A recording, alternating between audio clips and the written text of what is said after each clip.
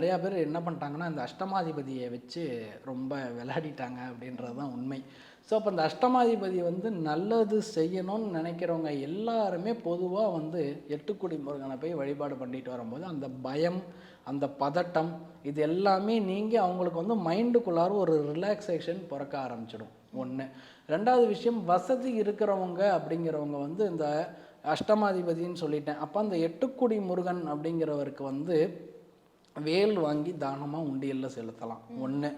ரெண்டாவது விஷயம் அப்படிங்கிறத பார்க்கும்போது வேல் வாங்கிலாம் சாத்த முடியாதுன்னு நினைக்கிறவங்க அவங்க பேரில் தொடர்ந்து வந்து அவங்க அஷ்டமாதிபதியோட கிழமைகள் இருக்கும்ல.